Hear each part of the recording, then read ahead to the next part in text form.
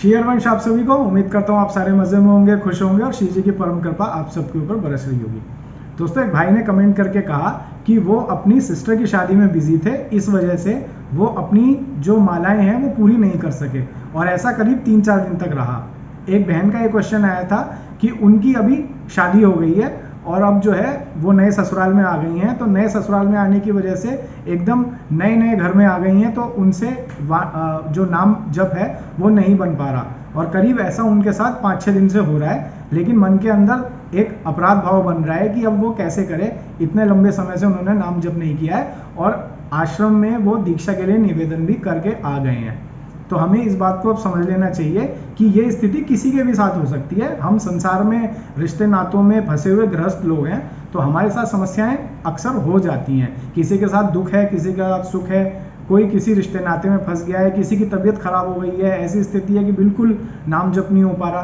तो ये वीडियो उन सब लोगों के लिए है कि चाहे वो गुरु मंत्र पा चुके हैं, चाहे वो अभी उन्होंने गुरु मंत्र नहीं पाया, चाहे वो सिर्फ राधा वल्लभ श्री हरिवंश की 11 माला करते हैं और चाहे वो पूज्य श्री सद्गुरुदेव भगवान द्वारा प्रदत्त मंत्र का जप करते हैं। अगर ऐसी स्थिति किसी के साथ आ जाए कि वो अपनी जो 11 माला है वो नहीं कर पा रहे हैं, चाहे वो 1 दिन हो, चाहे वो 2 दिन हो या 3 दिन हो, तो फिर कैसे इस चीज से वो इससे कैसे सेटिंग बिठाए अपनी, तो इस वीडियो में हम यही डिस्कस कर लेते हैं।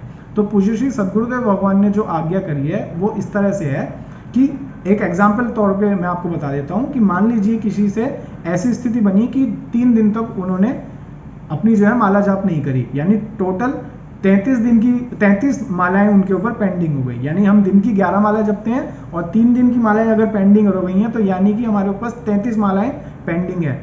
तो यानी जिस दिन भी हमें समय मिलेगा, अब हमारी रिस्पॉन्सिबिलिटीज है कि उस दिन की 11 माला और पिछली 33 मालाएं हमें पूरी करनी है। तो अब जाहिर सी बात है, कोई भी इंसान 44 माला एक दिन में कैसे पूरी करेगा। तो ऐसी स्थिति में हम क्या करेंगे कि हम उन जो पेंडिंग मालाएं हैं उसको टुकड़ों में तोड़ लेंगे, 4-4, 5-5, 6-6, जो भी आपकी कैपेसिटी है, और इस तरीके से हम आगे बढ़ा कर यानी 11-1 और पिछली 4, इस तरह से 15, 16, 17, जैसे भी आपका भाव बनता है, जैसे भी आपकी समय की स्थिति बनती है, उस हिसाब से आप पूरा करते रहें। कहने का मतलब जो भावार्थ और सारांश इस वीडियो का है वो ये है कि हमें अपने ऊपर एक भी पेंडिंग माला नहीं रखनी है, चाहे हम गुरु मंत्र जपते हैं और चाहे हम नाम जप करते हैं।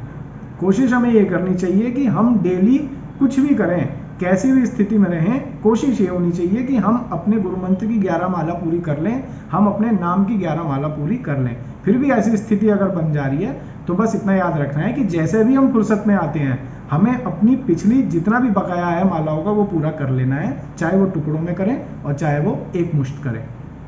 तो उम्मीद करता हूँ अब यहाँ से जिनका वो संशय है, जो कह रहे थे कि इतनी मालाएं इकट्ठी हो गई हैं हम कैसे पूरा करें, तो इस तरह से आप उनको पूरा कर सकते हैं। पूज्य श्री सद्गुरुदेव भगवान की भी यही आज्ञा है।